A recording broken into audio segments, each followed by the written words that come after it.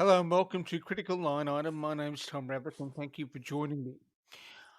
Over the past 19 years, we've had a lot of work being done by legislators um, that has involved the tightening of laws related to freedoms and liberties across the Western world. That's in part because of the fear that has been inspired by incidents such as the attacks in the United States on September 11, where four aircraft were hijacked. Three of them directly hit targets, and one of them crashed into the ground following intervention by passengers. That, of course, was an attack mounted by Al Qaeda. Since September 11, 2001, we have had multiple changes to laws, and each one has restricted freedom and liberty to some degree. How has that impacted Australia over a period of time? Well, one of the few people who can actually talk about that authoritatively is my guest for this podcast, Bernard Keane, who writes for Crikey. Bernard's watched the scene very, very closely and he's observed a lot of things that ought to be of concern to people, even if they regard matters of law, uh, legal changes as being critical. Bernard, thank you for joining me. G'day, good to be with you. Now, where did you first sort of get your start? 'Cause some people don't know where you've come from. They recognise you with the name they see in Crikey, or they've seen you on programs like Janine Perrett's Friday show and Sky over a period of time. What's the yellow post-it note version of your career? Well, I spent about 15 years in the public service in the Department of Transport and then the Department of Communications. Transport, of course, went through a number of iterations in that time, as it has since continued to do. But if I wanted to summarise the areas I worked on broadly, well, when it was in communications, it was mainly broadcasting and media ownership laws, a bit of ABC and SBS, and in transport, well, a bit of everything really, but worked quite a bit on land transport policy and also did a bit of coordination, which is one of those sort of peculiarly bureaucratic sort of roles that meant I got a bit of this and a bit of that across the entire portfolio. So yes, I got to see how the machine operates from the inside, if you like, before specialising a bit more in media issues in my time in communications. And after that, I went and worked for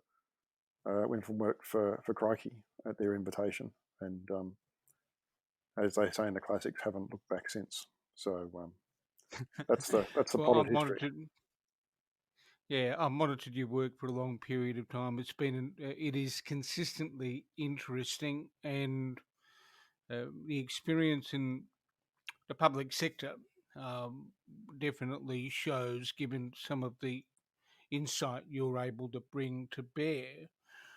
You've seen in your roles, you've seen the way in which um, can, laws can be amended, to allow for more freedom and less freedom over a period of time. You focused on this area of sort of security, communications, and restrictions. What drew you to it at the very beginning of the point where you started writing about this stuff? Well, I've always had a particular interest in issues around powers of government in relation vis-a-vis individuals, and of course that's a Hmm. balance that has remorselessly shifted in the favour of governments over the course of this century so far. Um, But I guess I was particularly taken by an article by two academics, Muller and Stewart. Um, Muller, I think, used to be at the University of Newcastle here in Australia. Another is based in the US. What they did was they went and did basically a cost benefit analysis of the war on terror. Um, they went and costed up all of the money that had been spent in the United States after 9/11 in relation to the extension of security across different areas, not including the war Iraq, by the way, not including military ventures, just strictly talking about the level of security and police-related spending in the United States itself, in the continental United States, as I like to say in the movies, and came to a very interesting conclusion, which is that as a result of all that spending, America's security agencies would have had to have been thwarting at least a couple of 9/11 type events per year to even come close to justifying that level of spending on any sort of economic basis. And that was a nice little introduction to understanding the extent to which uh, the response to terrorism, both in terms of lawmaking and in terms of actual expenditure, is grossly out of proportion to its actual costs and impacts. And to sort of get a sense of that, it's probably useful for those of us who are able to go back to the 1970s and recall that in the 1970s and the 1980s, well, terrorism was very much firmly part of our lives. If you lived in the UK, the IRA was a ever-present part of your life. They came very close to killing Margaret Thatcher. I think it was in 1986. Europe was a hotbed of terrorism back then, usually left-wing terrorism, some right-wing terrorism as well. The Middle East was a hotbed of nationalist and Palestinian secularist terrorism. There was an awful lot of terrorism. Terrorism was a regularly used tool of political movements, and it inflicted a lot of casualties. And yet, for some reason, the Western world was able to get through that period without massively eroding their own civil liberties. They were able to handle the threat posed by terrorism back then without massive reductions in civil liberties, without purging their court systems of the most basic protections, and without an awful lot of security expenditure on the home front. Some, but not large amounts. And that's that's an outcome that stands in very dire contrast to what we've managed over the last 20 years, which is an extraordinary expenditure of money, an extraordinary erosion of our liberties, all to actually literally accomplish nothing other than to make major terrorist groups, by the admission of our own security agencies, even larger than they were 20 years ago. I mean, that was the statement of the head of ASIO last year, that the Islamic terrorism threat was more dangerous than ever. I mean, after 20 years of the war on terror, remorseless crackdowns on our basic freedoms, and vast amounts of expenditure at home and abroad, things are, at least in the eyes of the people who are charged with dealing with such things, worse than ever. So that gives you an indication of why, as a public policy failure, terrorism really is utterly fascinating, because it is probably the most spectacular public policy failure of the last 30 or 40 years. And it spreads across jurisdictions, which is really, really extraordinary. I mean, if you just look at the US alone, before we get to some of the work you've done on Australia, you've had the Bush, um, George, George Bush Mark II, uh, and Barack Obama, both sequentially tried to shut down terrorism in the Middle East, but but they completely failed to do that in Iraq, and that simulated a further insurgency and a further development, which resulted in ISIS. So one domino after another has fallen in the Middle East, and you scratch your head and you wonder, why is it that people don't read the cultural play over there better um, than they ought? The sophisticated security apparatus all over the Well, place. that depends on whether you think their actual goal is to win the war on terror, or whether they have another goal. Maybe the goal is not necessarily to end the war on terror. Maybe it's to keep the war on terror going. I mean, that is one, I think, very rational explanation for US policy making over the last 20 years, because US policy seems to have been an embrace of the idea that it would be a good idea to try and prompt the creation of entire new generations of terrorists through not merely major military interventions as per Iraq and, of course, the consequences of that, but in, for example, drone strikes, which are as a number of authoritative US military figures have observed, including those who have actually commanded forces in that particular theatre, when it comes to areas like Afghanistan, an absolutely wonderful way of creating new enemies in the United States, to incinerate dozens of people in a drone strike is a very successful way of creating entirely new generations of terrorists, deeply embittered towards the West and the United States in particular, and quite happy to join up with anyone who's happy to give them an opportunity to gain revenge. So the outcome of Western policy in relation to terrorism has been so bad that I think it's a legitimate question as to whether the policy goal has actually been to end the war on terror, or whether it's always been simply to keep a state of conflict continuing, which enables greater government control of populations, and B, of course, generates a lovely income stream for major defence manufacturers who produce the weapons that are used in major military interventions and in low-level conflict processes like drone strikes. See, but drone strikes in their own right, I mean, we are a curious instrument. For those listening to the podcast, I'll just refer them to a documentary called Spy Masters, CIA in the Crosshairs, which explores this issue really, really well. I mean, the drone strikes themselves are an act of terror. Well, there's no doubt about that. Um, I mean, and if you remember, they're an act of terror toward the populations that they're primarily targeted at, which are people in countries such as Yemen and Afghanistan yep, and Pakistan. But bear in absolutely. mind, they've also been used to kill US citizens. There is a 16-year-old boy, Abdul Rukman al-Awlaki, who was incinerated in a US drone strike in Yemen um, under Barack Obama, who was entirely innocent and doing nothing more than looking for his own father, who had himself been killed in a drone strike earlier. So it's not merely foreigners. It's not merely Yeah. the easily disposed of and easily dismissed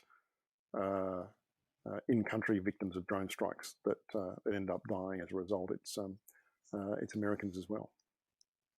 Yeah, but when I've started talking about terrorism as sort of the acts of political violence, because they can be committed by a state, or they can be committed by a so-called cell or an organisation. Irrespective of who it is, Bernard, it strikes me that we need to be talking about them as acts of political violence, because that's what they are. And that is their intention.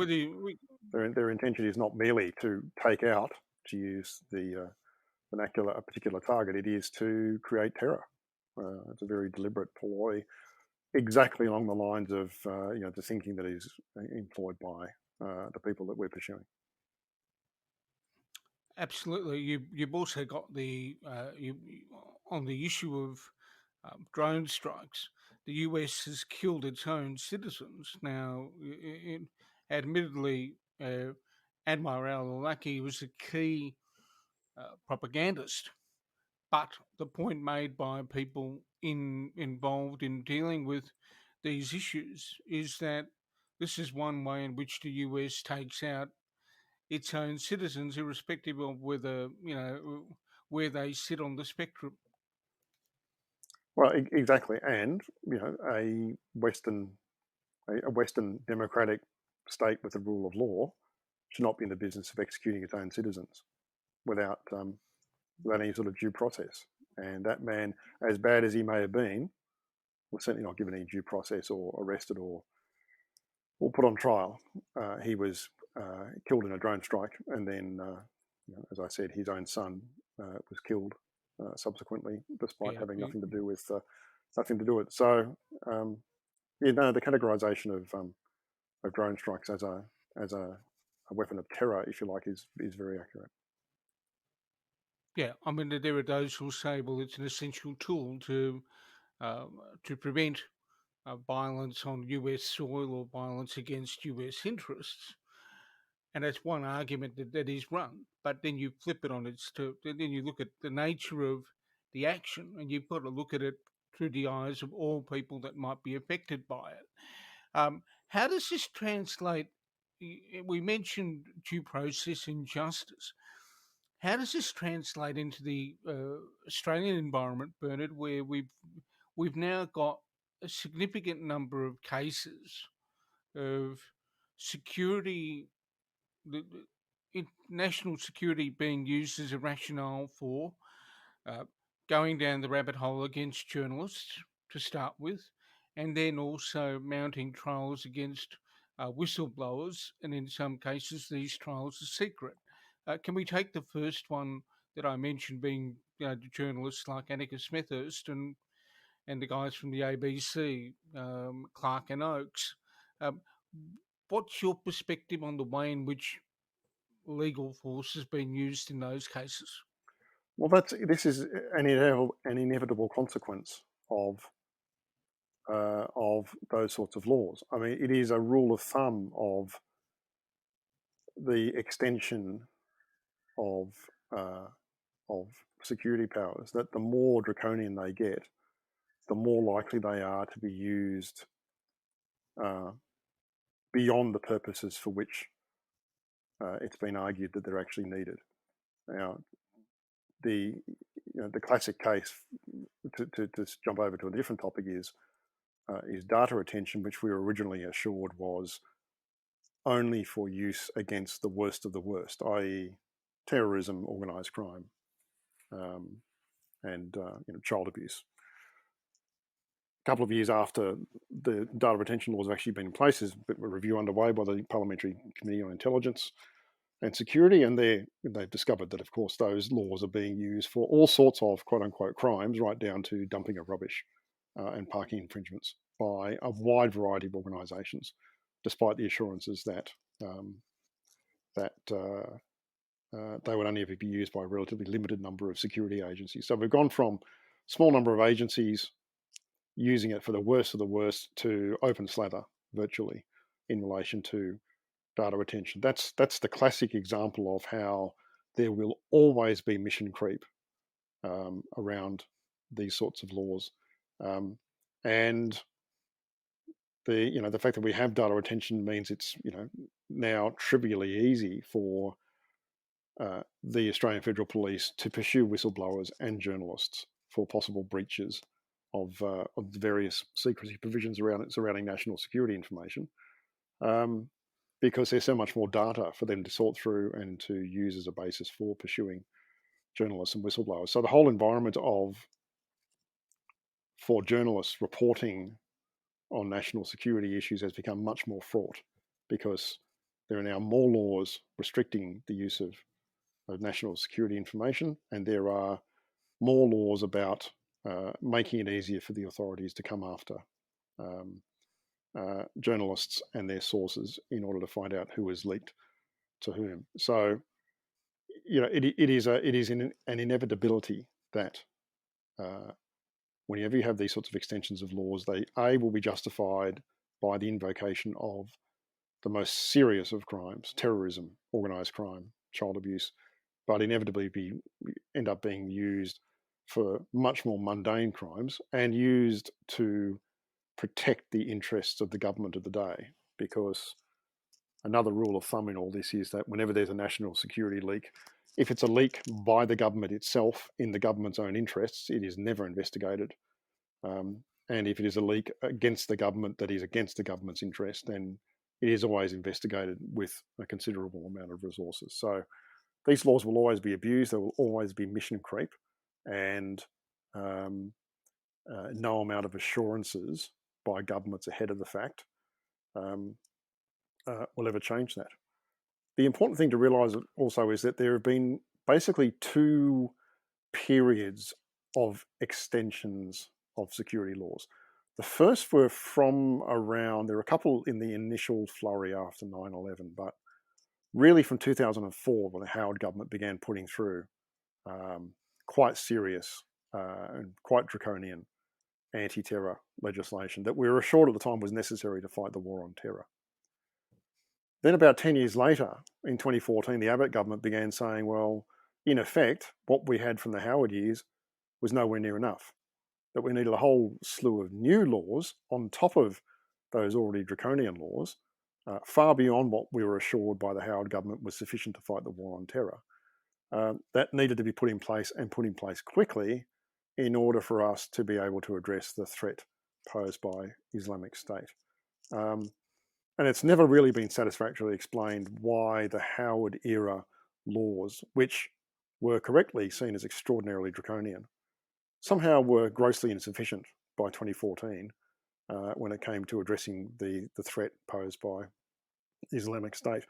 Because despite the fact that people like George Brandis, the then Attorney General, and Julie Bishop, the then Foreign Minister, declared that the threat of Islamic State was, quote unquote, existential, that, of course, was a laughable overstatement, indeed, hysterical and laughable. The idea that Islamic State, which more or less peaked with some military successes in Syria and Iraq and some videos of horrific and gruesome decapitations, pose some sort of existential threat to Western states, was nonsensical, unless, of course, George Brandis and Julie Bishop didn't actually understand what existential meant. I think the last time we had an existential threat was when the Soviet Union existed and the planet could have gone up in a nuclear holocaust within a matter of days. That was the last existential threat. The fact that Islamic State, or the claim that Islamic State represented some sort of existential threat, simply was nonsensical. So we never really had an explanation of why that second set of laws passed by the Abbott government was so much necessary that the radically draconian laws of the Howard era designed to fight the first iteration, Al Qaeda, which was, as you said in your introduction, flying planes into buildings and causing mass casualty events, has never satisfactorily been addressed. The issue of calling something an existential threat also brings something else to mind, Bernard, which is how do you define an how do you define an existential threat? Firstly, but also a question of tone. A terrorist organisation may be a threat, but it's never really necessary to hype it up to the point that some of the rhetoric seems to get hyped up to from where I sit. Well, if what you're doing, in fact, is you're doing advertising for that terrorist group. You are indicating to people who may end up being influenced to join or in some way work with that group, that group is crucial. It's the one that's posing the existential threat to Western society. I mean, if you were in a position to be radicalized or you've already been radicalized, what better description, what better advertising could you hope for than to have an organization advertised as representing an existential threat to the West? If you hate the West, if you want to see it brought down, then why wouldn't you go straight for the organization that has been labeled by Western politicians themselves as an existential threat? So I imagine when people like Julie Bishop and George Brandis were making those sort of absurd claims, Islamic State was delighted. I mean, it's just fantastic advertising for a group that Well, obviously depended heavily on attracting radicalized extremists to join its ranks. flip it on it, flip it on its on the top of its head, if you like. Once you say that in a Western jurisdiction, it then makes its way into propaganda material, which we've seen reported from time to time. Oh, absolutely. I mean, Um, this is And look, there is there is, if you like, a marketplace of ideas when it comes to extremism, and there is certainly a marketplace of different groups. And if you're able to advertise that you are successful, which obviously Islamic State was for a time, with its military victories, and of course with its horrific videos, it showed an enormous skill at selling itself to extremism. We have thousands and thousands of Western extremists headed over to Syria to join the Islamic State. So we know that it was very successful at marketing itself. How much better marketing, of course, would it have if Western politicians themselves, in effect, declared that this was, when it came to terrorist groups, the acme of terrorist groups in terms of the threat that it posed to the West. So, as I said, I imagine that the likes of Islamic State were absolutely over the moon when they had Western politicians declaring that they represented some sort of truly profound, all-encompassing threat to Western nations, which of course they never did. The other thing you've worked on, this is I guess, the deeper and more concerning element of the writing you've done, is the way in which court prosecutions have unfolded using the various laws and amendments that we've spoken about. Um, you've got the Colliery and witness K matter at the moment. Could you briefly explain to listeners who may not be familiar with the case what that involves? Um, so in 2004, Australia illegally uh, uh, placed surveillance devices in the cabinet room of the Timor-Leste government, newly formed Timor-Leste government. This is a country that hadn't existed 5 minutes before. That was designed to provide intelligence about Timor-Leste's negotiating position in relation to access to petroleum and other resources beneath the Timor Sea. The history of these arrangements goes back into the Indonesian years, of course, and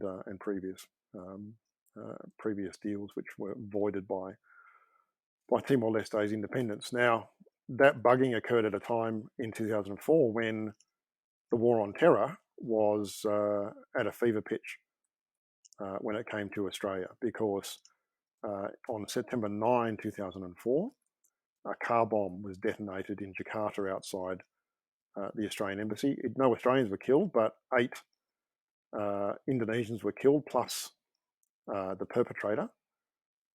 So, this was a period when Australia was really, in the front line in terms of potential threats to its interests from terrorists. And at that exact moment, not long before, important resources, ASIS resources, Australia's Secret Intelligence Service resources, had been pulled away from counter-terrorism operations in Jakarta and deployed in order to bug the Timor-Leste cabinet, in order to secure commercial advantages for the petrochemical company Woodside. Now, that didn't come to light until 2013, when a senior ASIS officer, in the course of basically an industrial relations dispute with ASIS, his former employer, exposed the matter. Now, witness K is often called a whistleblower. That's not strictly accurate. He was not blowing the whistle. He actually revealed that information as part of, as I said, an industrial dispute with his former employers. And the lawyer involved in that case, and in a separate proceeding involving Timor-Leste against Australia in the International Court in The Hague, was Canberra lawyer Bernard Collaery, who's a national security lawyer of very, very great repute and very long standing. And the bugging of Timor-Leste was revealed by witness K and Bernard Collaery in 2013. I won't go through the particular circumstances relating to that, but 5 years later, Kay and Collaery were prosecuted at the say-so of the current Attorney General, Christian Porter, for revealing national security information. And that trial has yet to kick off in Canberra. The Crown, Christian Porter, wants that trial to proceed basically in camera, using evidence that will not be publicly revealed, and indeed evidence that not even Bernard Collaery and his defence team will be permitted to see. Whether Christian Porter can actually do this is currently the subject of preliminary hearings in Canberra. So whether he's successful with that, we don't know. We will find out in some course. Bear in mind that's all separate from what the Director of Public Prosecutions is doing in all this. The Director of Public Prosecutions is the body that is prosecuting Bernard Collaery and Witness K, but it is Christian Porter who separately is trying to keep the trial as secret as possible because of its obvious potential to embarrass the Liberal Party, and not merely the Liberal Party, but the ALP as well. I mean, there are aspects of this that occurred when Labor was in power as well. So there are many in the political class who will be embarrassed if this trial actually goes ahead in public. And indeed, I think Bernard Collaery is quite correct when he observes that if indeed he is successful in stopping Christian Porter's application to have this trial conducted in secret, then the prosecution will very likely be dropped because of its potential to embarrass people like John Howard and Alexander Downer, the two men who ordered the illegal bugging in 2004. The community is observing this, and there's a lot of activity that's been going on. What are the things that they need to keep in mind as they watch this play out? Well, I think the key there's a couple of key issues. One is the fact that this is a major trial for probably the biggest scandal in Australian politics in decades, probably going back to the dismissal. The Howard government directing an Australian intelligence agency to act illegally against the interests of a small state that notionally we were supporting the establishment and development of, all to aid the interests of a very, very well-connected resources company, a company that pays large donations to both sides of politics, that employs people from both sides of politics. This is a scandal relating to the entirety of the political class. And that's why there is so much interest in keeping this covered up. I mean, I'm quite happy to use that phrase.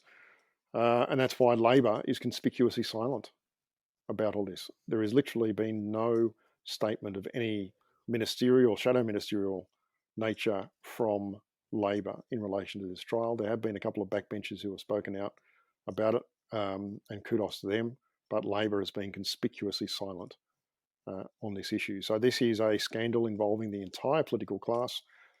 John Howard and Alexander Downer may have been the ones who ordered the bugging, but all sides of politics, when they have been in government, have engaged in the abuse of intelligence services and war on terrorism powers for the purposes of commercial gain for companies seen as identifying with Australia's interests.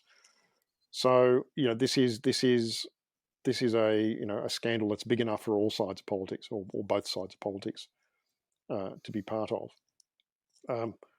The other aspect to really keep focused on is that this is a perfect case, again, of national security laws being used so that the interests of the government of the day are served rather than national security.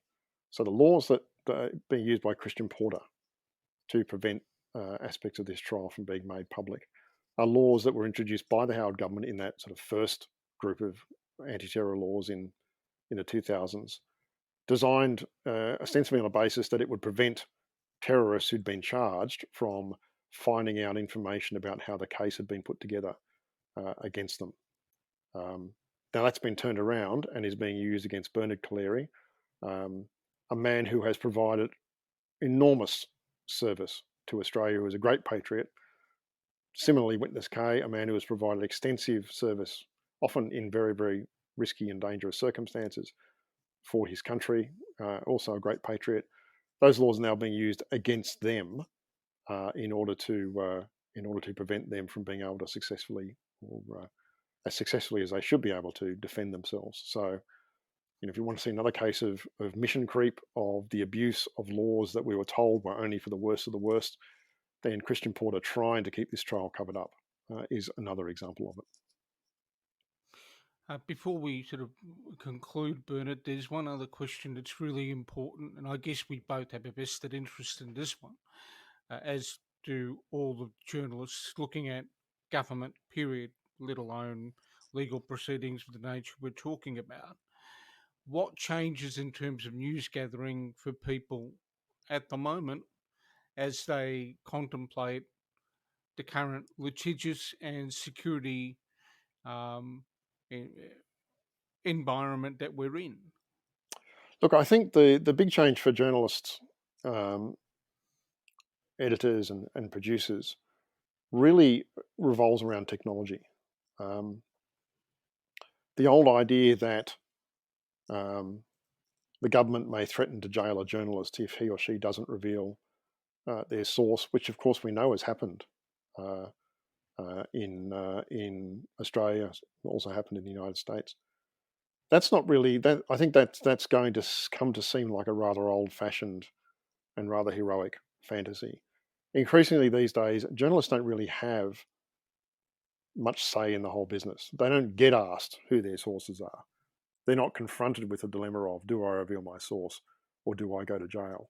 They don't have any say in it. They may not even be aware that they are being investigated, because under certain laws passed by the Abbott government, um, it's actually, if a journalist is actually being investigated in order for a source to be identified, it's illegal for them to be told that that's happening.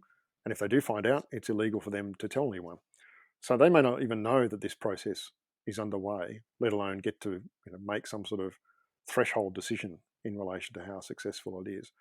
Um, the responsibility on journalists is vis-a-vis their sources now to try to protect them as much as possible and make them as safe as possible, given the constraints that we now have in relation to the extensive surveillance powers the governments have. You can no longer ring a journalist safely. It's as simple as that. If you ring a journalist, then you've already established a connection between yourself and a journalist. So, whistleblowers simply cannot do that. Journalists can't do it either. Contact has got to be made in other ways that are less easily tracked. And that means we're in a very sort of different information environment. We're in an environment where journalists have to be extraordinarily careful about how they interact with sources and make sure they leave no digital trail, no telephonic trail when they're interacting with them. The other big change is Yeah, that, but it, sorry, Tom, the other big change is that we have a government that is increasingly quite blatant about the fact that it is prepared to use national security laws to try and spare its own embarrassment, rather than preserving the use of national security laws for national security. This is a government that's unashamed about using those laws in order to try to cover up its own embarrassment, um, uh, every bit as much, and indeed far more, than using them to go after terrorists. I think the other thing that's important for listeners to note, while we're talking about the way journalists operate, there will be sources that also need to be careful that they don't leave electronic trails inside their workplaces. And that includes understanding how photocopiers work. Some photocopiers keep track of, the page numbers of documents that have been photocopied for some time. All that sort of stuff uh, is necessary for people to keep in mind, because employers or government departments can then start looking at who used the photocopier, who stayed longer than normal in the office. Did they use their swipe card to go in or out? Did they use a swipe card on the photocopier? All that sort of tracking stuff is available. It's incredible. Oh, indeed. I mean, it's well, and that applies more broadly. I mean, it is almost the amount of what's called digital exhaust that each of us produces each day just by living in the 21st century in a metropolitan environment is remarkable. Um, it's very hard to actually do anything these days without leaving some sort of digital trail about where you were, who you were with, um, and what you were doing at the time. And again, that makes it much easier for for governments to actually effectively track people. Um, it's from getting on public transport and using a swipe card on public transport to driving somewhere, and of course having you're having your car registered as a on a on a toll road, through to the vast amounts of CCTV that are in place, and that's before you get to things like, well, you used your credit card for a particular transaction, um, and so on. So, the sheer amount of information that we all generate each day just by simply existing in modern society uh, is is vast, and it's enormously difficult to move around without actually leaving some sort of trail along those lines. And journalists and sources have to be acutely aware of that if they're planning on doing something that is potentially going to incur the wrath of governments. It's a good caution to kind of wrap things up on. Bernard, you've done a lot of writing. You haven't just done Crikey. You've written some books. Are there any books you care to highlight to listeners now that they may want to go off and look at? Um, well, I think I covered. I co-wrote a book a couple of years ago, well, several years ago now, called "A Short History of Stupid" with Helen Razor, which is at times somewhat sort of light in tone, but I cover off a lot of these sort of issues that we've talked about here pretty extensively, particularly around the uh, illogicality and irrationality of the war on terror and its apparent complete lack of success. That's something I really explored in quite a lot of detail uh, in there. Um, and I touched on You wrote a you wrote a book on national security some time ago, didn't you? I wrote a novel called Surveillance, which is about the psychological impulses behind the urge to surveillance, which has overtaken both corporations and governments in recent years, and tries to find out or tries to explore the ways in which that interacts with us personally. So, if people want a more personal perspective on that, that's a direction that I'd be very happy for them to go in. Well, where can is surveillance still available? Do you know? It's certainly available electronically. Of course, nothing ever dies electronically, but it's certainly still available on Amazon. And we'll just point out one of the reasons I wanted to talk to you was also the fact that Crikey is available for another week freely, and I will be highlighting that when I post the podcast up online. Take advantage of that. I subscribe to Crikey. I've written for Crikey, and Bernard and Company do great work. Bernard, thanks for joining me. Tom, it's been a great pleasure. Thanks for having me. Not a problem, and I'll be back with the listeners with other podcasts reasonably soon as well.